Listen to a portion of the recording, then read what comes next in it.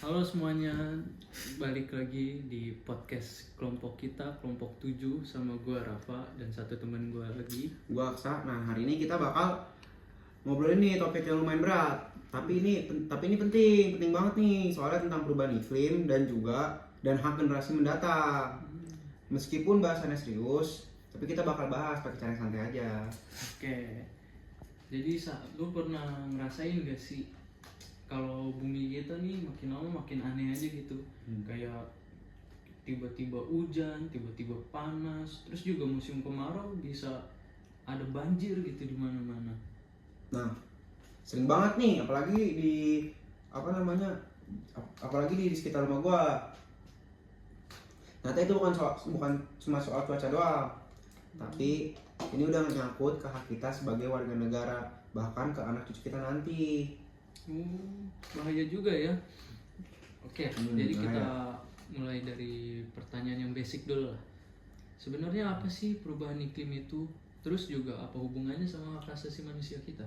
Jadi nih sebenarnya perubahan iklim itu kayak perubahan jangka panjang. Nah, di suhu dan pola cuaca bumi, penyebabnya ya banyak. Tapi utamanya itu kayak aktivitas manusia. Contohnya kayak pembakaran bahan bakar tuh, terus fosil, deforestasi, sama polusi. Oh gitu. Terus ini juga bukan cuma bikin bumi jadi panas ya, tapi juga berdampak ke banyak faktor gitu, kayak kebersihan air, pertanian, sampai kesehatan, sampai juga pendidikan kita ya. Terus kebayang gak sih kalau nanti anak atau cucu kita nanti gitu hidup di dunia ini buat ngedapetin udara yang bersih atau air yang bersih aja susah gitu. Iya, nah ini nih yang menarik nih.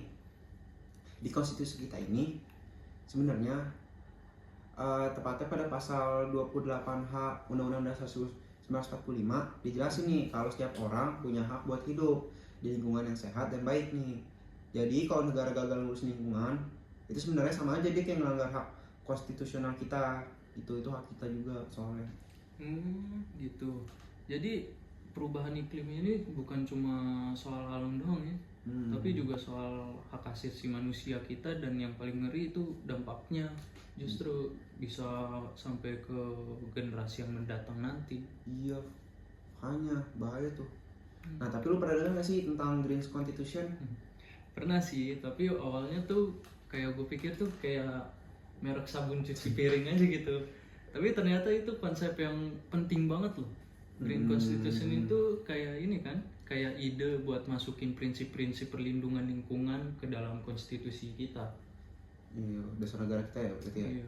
Nah, di Indonesia nih kita sebenarnya udah punya bibitnya di pasal 33 Undang-Undang Dasar 1945. Misalnya udah jelas tuh, kekayaan alam dikuasai negara dan dipakai sebesar-besarnya buat kemakmuran rakyat. Tapi yang kejadiannya tuh kayak yang aslinya tuh masih banyak kayak tambang ilegal buat keuntungan sendiri, terus kayak hutan dibabat buat kepentingan pribadi atau kepentingan yang inilah, atau laut cemar. Iya, parah juga tuh orang ya. Makanya Berarti kalau benar-benar dijalanin nih konstitusi kita, sebenarnya kita udah punya pondasi buat jadi negara yang pro lingkungan gitu. Tapi masalahnya bukan di pasalnya juga sih, tapi di implementasinya. sebanyak yang nakal-nakal. Nah gitu. Nah sekarang kita masuk nih ke bagian negara udah ngapain aja sih. Sebenarnya negara kita tuh udah ya lumayan banyak lah tindakannya. Kayak Indonesia tuh udah nerapin perjanjian Paris gitu. Terus juga ada pajak karbon, PLTS asap, terus ada obligasi juga. Ada obligasi hijau juga buat biayain apa? Proyek ramah lingkungan gitu. Gila ya. Tapi di balik itu semua masih banyak kalau lubangnya, kayak nggak ada undang-undang khusus tuh soal perubahan iklim. Terus koordinasi antar lembaga juga lemah, kayak pemain bola tapi nggak ngerti posisi masing-masing, kayak tuh kiper jadi penyerang, kayak penyerang jadi pelatih. Bisa ya? Nggak bisa sih. Oh nggak bisa. Terus ini pemain bola disuruh main volley, bisa aja kalau jago. Iya, setuju sih. Terus juga masyarakat juga nggak terlalu dilibatin nih. Terus banyak juga yang belum paham kalau apa isu lingkungan itu bukan belum paham kalau mereka itu punya hak buat udara bersih, lingkungan sehat. Padahal kalau rame-rame suara ini nih, pemerintah bisa dapat tekanan yang gede banget loh. Berarti kurang ini aja ya, apa namanya, kurang ininya pengetahuan. Iya. Jadi kalau sosialisasi itu pemerintahnya jadi kurang terbuka pemerintahnya. Iya betul. Jadi apa aja sih bisa dilakuin biar case ini nggak makin parah? Banyak banget ya, tapi menurut gue ada 3 yang paling penting nih. Kalau kayak perkuat hukum dan sanksinya. Kayak pelanggaran lingkungan itu jangan cuma dikasih teguran atau sanksi administratif doang, tapi bisa juga dikasih sanksi pidana atau denda gitu loh, biar nggak makin banyak lah tambang-tambang ilegal di sini. Benar-benar. Terus juga koordinasi antar lembaganya juga harus diperkuat tuh, sama yang paling penting tuh libatin masyarakat sih sebenarnya. Jadi mereka tuh bukan cuma jadi korban, tapi juga jadi aktor buat perubahan gitu. Dimulai dari masyarakat ya. Iya. Satu lagi nih, teknologi. Sekarang udah ada sistemnya ternyata. Sistem pemantauan emisi digital, aplikasi pelaporan pencemaran, sampai drone buat cek kebakaran hutan. Harus dimanfaatin, tapi nggak tahu dipakai enggak. Tapi yang paling penting dari itu semua sih kesadarannya sih. Kita semua mulai dari pemerintah, masyarakat sampai swasta gitu harus sama-sama peduli biar masih ada harapan nih buat nyelamatin bumi biar nggak makin parah. Iya. Tapi kadang-kadang gue mikir sih, kenapa ya perubahan iklim tuh masih dianggap isu nanti-nanti aja, padahal itu kan penting banget. Mungkin jangka pendeknya nggak berasa, cuma jangka panjangnya kan berasa. Betul sih. Padahal kalau sekarang nggak dilakuin apa-apa, efeknya bakal telat banget. Kayak lo tau nggak sih, menurut IPCC itu kalau suhu bumi itu naik 2 derajat aja, kita bisa kehilangan 99% terumbu karang. 2% aja ya padahal ya. 2% doang, apalagi 5. 10? Lebih banyak. Bisa habis itu bumi Gitu. langsung. Nah, gue juga pernah baca nih, ada anak-anak lahir tahun ini tuh bisa ngalamin 7 kali lebih banyak gelombang panas ekstrim dibanding generasi kita. Udah besar. Parah banget sih itu. Jadi ini bukan masalah nanti aja nih, ini masalah hari ini. Tapi Iya. kita kayak ditidurin pakai AC aja gitu. Iya bener, kayak nyaman sementara tapi lama-lama kipasnya rusak semua, servis bersihin. Harus AC, ganti rel iya, gitu. ganti semuanya, kuras. Iya, setuju. Kalau kita bandingin nih beberapa negara yang lebih maju dalam urusan hukum lingkungan gitu ya, misalnya kayak Belanda, rakyatnya bisa gugat pemerintah buat gara-gara target emisi dianggap nggak ambisius gitu, dan mereka juga menang. Mereka menang. Bisa Bayangin, menang loh. rakyat gugat negara di kita. Kadang bikin petisi aja udah takut duluan. Tapi di sana hukum bisa jadi alat rakyat buat dorong perubahan. Jadi kita juga bisa sebenarnya kayak gugatan warga Indonesia soal polusi udara di Jakarta. Itu bukti bahwa hukum bisa banget dipakai buat perjuangin hak lingkungan kita. Dan Indonesia udah bagian dari Paris Agreement, artinya kita udah punya tanggung jawab nih internasional. Jadi nggak bisa asal-asalan juga pemerintahnya. Ada dilema nih, Rap, masalahnya banyak orang bilang, loh kalau kita terlalu ketat soal lingkungan nanti ekonomi malah mandek, malah kayak stuck gitu. Gimana tuh? Itu mah argumen lama doang sih. Padahal sekarang tuh justru ada green economy gitu loh. Itu masa depan, investasi energi bersih sekarang nilainya udah lebih gede daripada fosil gitu. Sih udah baca bahkan Cina ya sama India mulai beralih ke tenaga surya besar-besaran, dan negara-negara Eropa ngasih insentif nih buat rumah tangga yang pakai energi bersih. Di Indonesia sih udah mulai juga sih, tapi belum terlalu banyak. Tapi perlu digas lagi tuh harusnya. Masa iya investor lebih semangat dari pemerintahnya? Waduh, kan yang jangan sampai. Harusnya negara sih lebih dulu ya narik gas, energi bersih maksudnya ya, bukan gas beneran. Oke, bayangin nggak kalau ada aksi kalau nggak ada aksi sama sekali sampai 2030, skenario IPCC itu gelap banget, air laut naik, kota pesisir tenggelam termasuk Jakarta. Serius lo? Serius lah. Kalau gitu beda nih. Nah, podcastnya bisa berubah nih, jadi ngopi di laut. Karena kita di laut, bukan tanggungan lagi nih, laut. Bisa jadi sih. Terus juga bukan cuma kota tenggelam, produksi pangan juga bakal drop langsung, penyakit makin menyebar, dan konflik sosial tuh bisa meledak gara-gara rebutan air yang bersih. sama lahan juga kan. Parah itu. Itu yang kita maksudnya dengan generasi hak mendatang. Hak generasi mendatang tuh mereka bukan cuma dapat bumi yang panas, tapi juga penuh konflik. Coba lu pikir, kenapa kesadaran soal iklim masih rendah? Ya karena nggak pernah jadi obrolan sih. Di sekolah juga nggak diajarin cukup kan. Di rumah juga nggak pernah disinggung. Di warung kopi cuma bahas bola doang kan. Cuma utang goreng. Bener banget. Tapi padahal edukasi itu kunci, harus dimulai dari anak-anak. Bukan cuma hafalin sila Pancasila, tapi juga nilai-nilai bumi lestari. Betul. Tapi gue juga punya usulan nih. Mending lu buat konten TikTok aja deh, biar cepat viral tuh. Jadi gini, tips bumi buat tips bumi sehat ala emak warteg. Edukasinya lucu, tapi pasti nempel nanti. Nyampe berarti di situ ya. Nyampe di situ.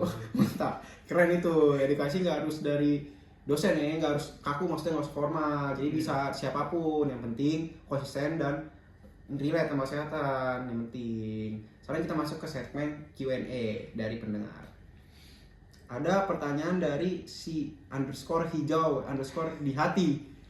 Bang, saya masih pelajar, apa bisa punya peran lawan perubahan iklim? Waduh, gimana nih, Rap? Bisa banget lah, kayak lu nggak buang sampah sembarangan aja itu udah ngebantu banget.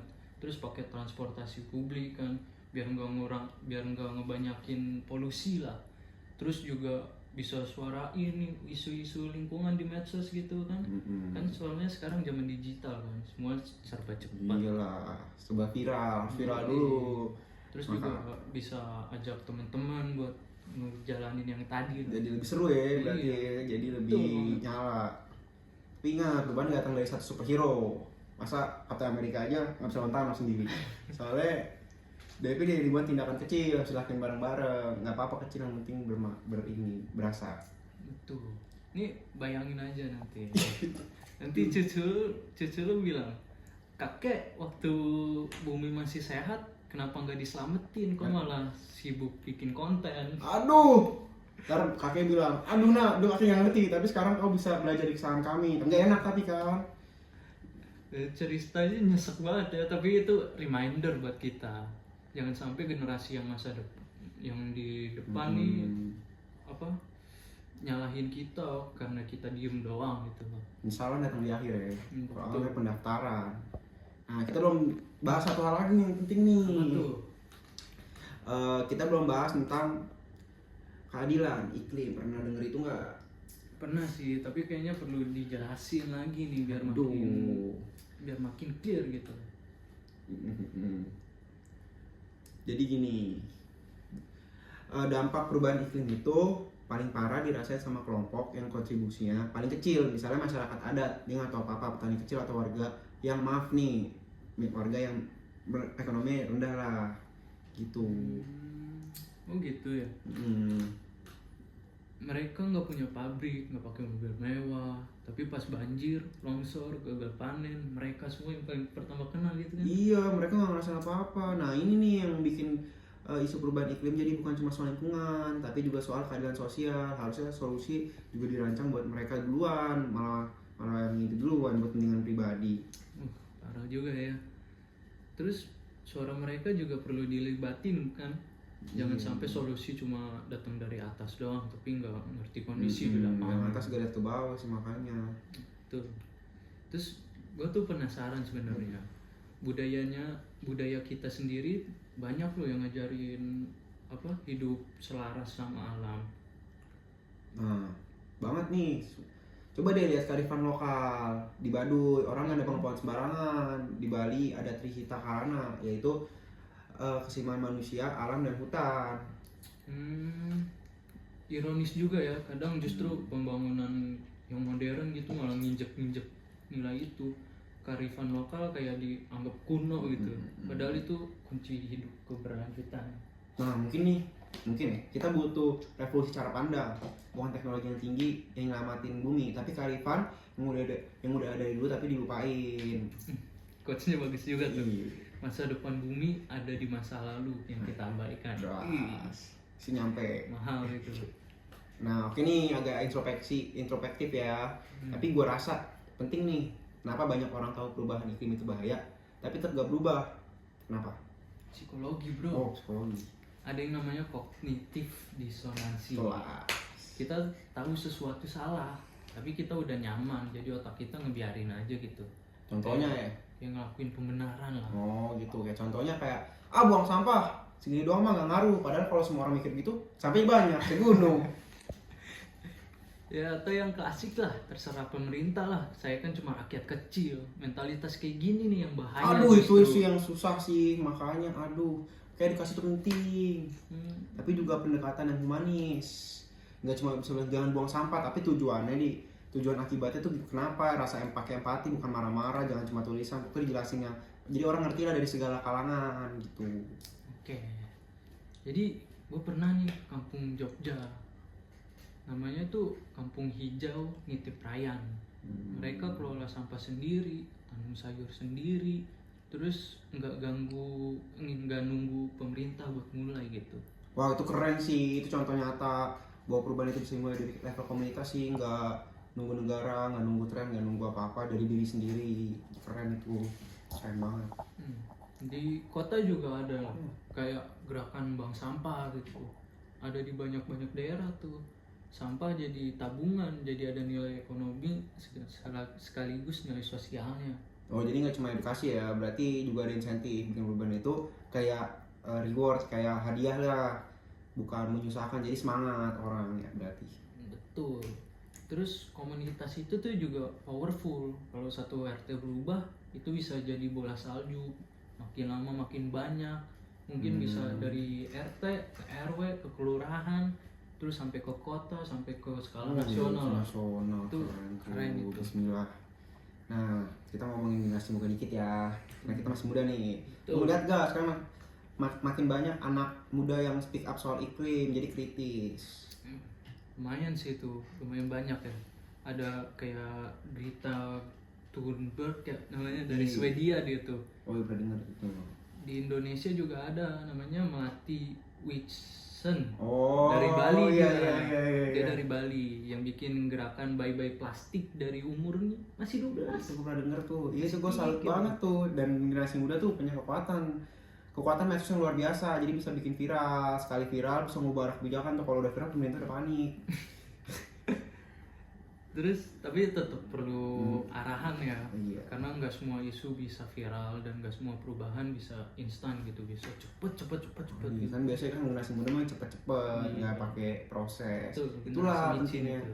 kolaborasi dari generasi muda tuh. Jadi senior yang berpengalaman, terus komunitas akar rumput sama dengan resep perubahan nyata. Jadi senior jangan paling senior, jadi kayak mereka berasa mereka hidupnya lebih lama, lebih ngerti. Gak juga, yang muda juga bisa buat perubahan. Tuh. Tapi ini Indonesia tuh punya target 2045 100 tahun kemerdekaan kan. Tapi pertanyaannya, bumi kita masih layak dihuni nggak tuh nanti? Wah, mana ya? Kalau kita terus-terusan ngandelin energi fosil, eksploitasi alam,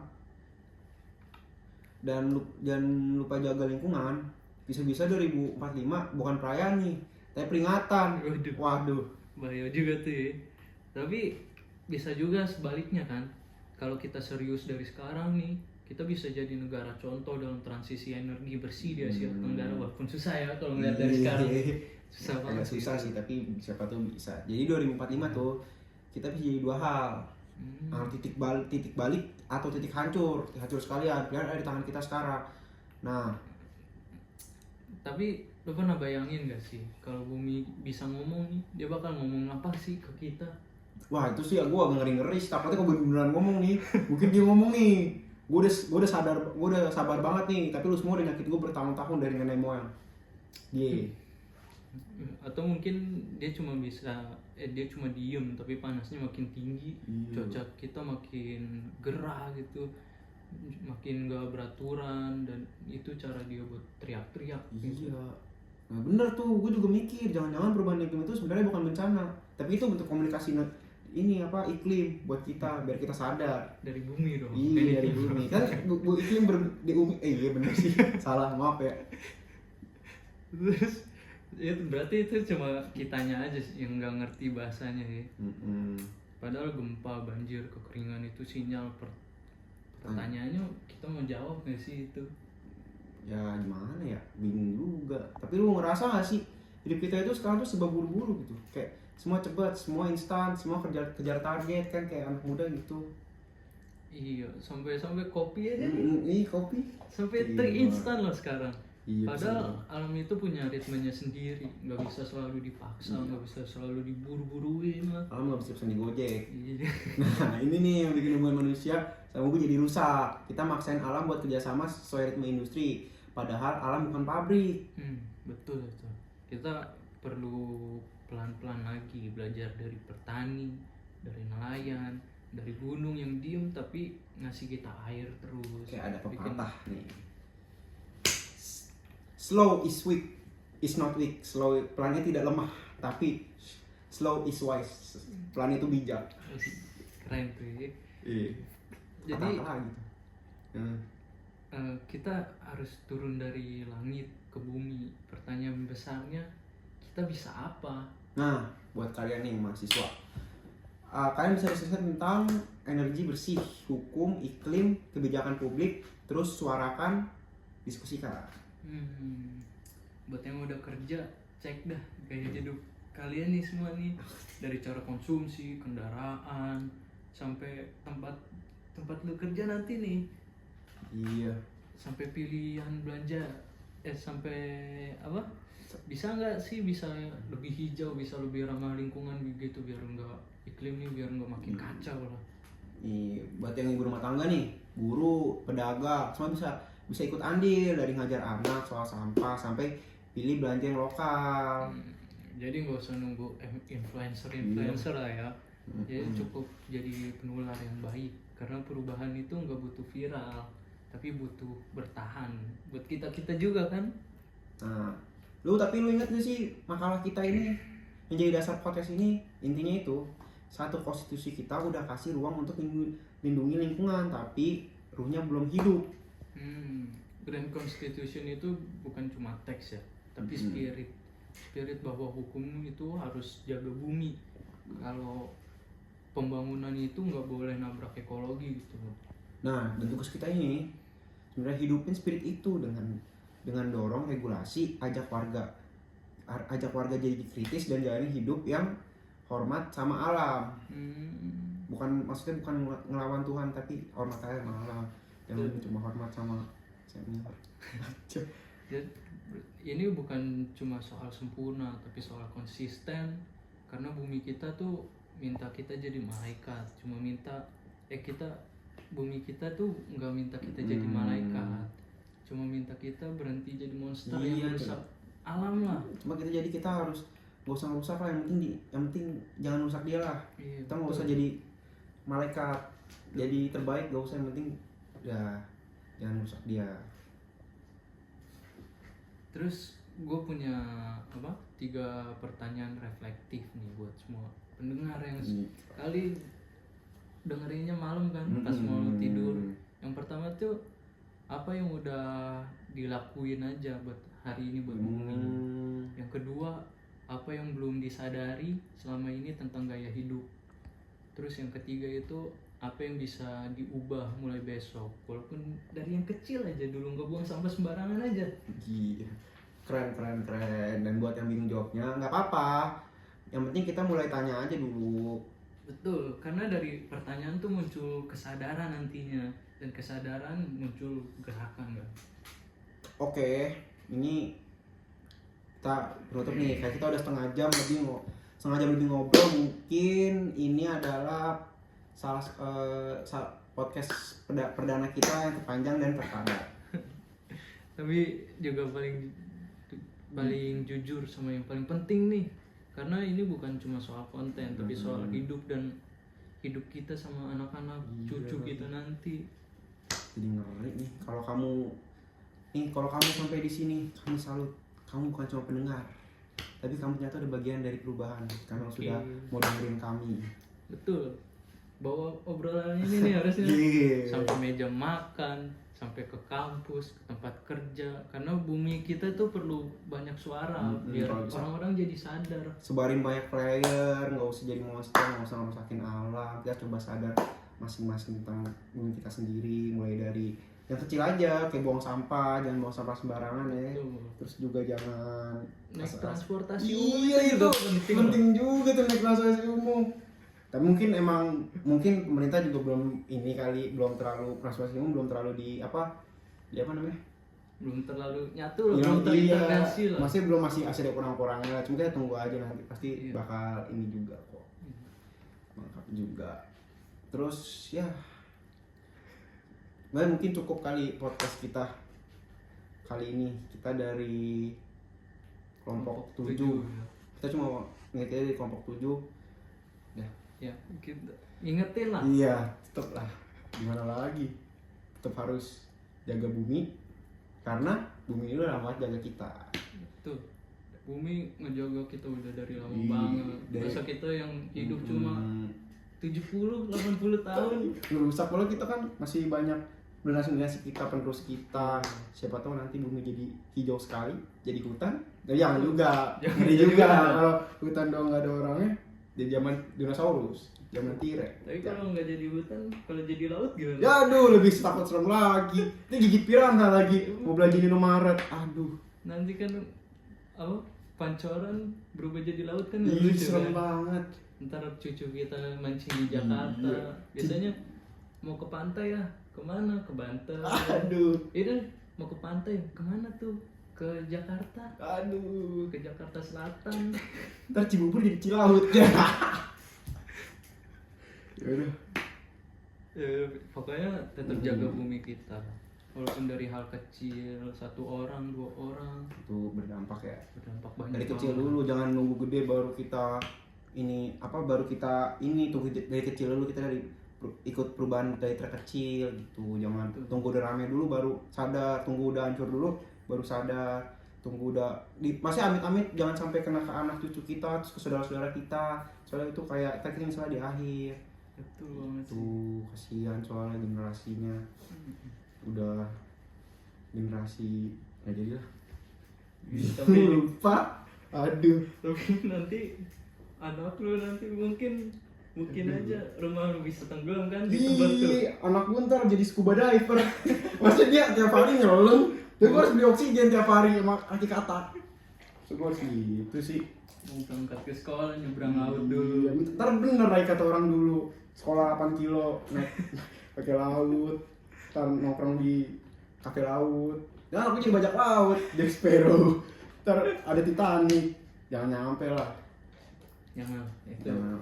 Makanya harus dirawat bener-bener bumi ini biar nggak makin parah loh. Iya lah. Biar nggak panas banget nih, soalnya kalau Iya. siang-siang bayangin harus pakai AC terus bro. Iya, maksudnya AC juga kayak gimana? AC lama kan juga rusak. Mas lamanya ntar kalau misalnya tiba-tiba listrik gak ada gara-gara tenggelam, masa mama masih ada AC? Uang lagi nanti Iya, kan. uang lagi keluar lagi tau lagi begini. Ya. Iya, lagi begini aja. Udah berat banget lah. Berat banget lah. Ekonomi kayak ya gitulah. Di iklim itu kan soalnya ngaruh ke ekonomi. Betul, ngaruh banget apalagi isunya Jakarta yang mau tenggelam. Iya, Pusat masa bisnis bener Indonesia bro. Iya. Pusat bisnisnya Indonesia nanti kalau tenggelam mau bisnis di mana Iya, gitu? masa bisa di laut? Betul. Masa jualan sop? Enggak, nyambut. Masa jualan ikan goreng di laut? Ayam bakar di laut? Nggak bisa banget itu. Bisa Apalagi banget. Papua tuh yang baru rame jadi tambang nikel. Waduh, itu mah udah parah banget. Itu parah banget. Bayangin Papua alamnya bro indah banget. Iya, tapi malah gini nih. Iya. Sama siapa sih? Wah nggak tahu Nggak tuh. tahu tuh, kita makanya belum baca kali. Bukan ini maksudnya beda lah. Sayang banget kan kalau anak cucu kita nanti nggak bisa ngerasain Papua kayak gimana walaupun kita belum pernah. Iya, kita juga nggak pernah sih ke Ya, Papua. coba kan lihat alamnya Iya. di media sosial gitu kan indah banget kan, apalagi kalau datang ke sana lagi. Mungkin kalau kita di subscribe bisa beli tiket, di like ya, mungkin bisa beli tiket kali ke Papua atau ke Raja Ampat. Betul, mau stop nikah di situ. Iya lah, kita Biar- mau bikin flyer, kita mau ngasih tahu ke orang-orang sana buat sadar sama iklim itu. Buat Harus- pemerintah juga tuh ya buat Iya. Pak Prabowo ya, jangan lupa itu. Tolong apa ini saya lagi takut begini nih. Iya. Lagi begini masih tambang-tambang aja. Sabar. Entar dulu aja, Pak. Jangan tambang-tambang begitu. Tambang rusak, Iya. rusak terus itu Pak. Itu berapa hektar Iya, hutan tambang, itu, iya. oksigen ini. Oksigen kita sekarang pagi-paginya nyesek. Iya, masa lama-lama harus beli tabung Iya, oksigen? ntar orang kayak covid dong. Beli tabung oksigen. Masa pakai oksigen laut kalau habis? Iya di darat pakai oksigen laut. Aduh. Ya udah, Udahlah. cukup sampai sini Sampai aja sini dulu aja ya. kali dulu. Ini Kita mau udah mulai nggak jelas ya. udah mulai panjang ini kan. Iya. Pokoknya tetap jaga bumi kita karena Iya. bumi kita ini udah lama banget jaga kita. Harus ada timbal baliknya lah. Oke. Sekian dari kami kelompok 7. Terima Terima kasih. kasih. Assalamualaikum warahmatullahi wabarakatuh.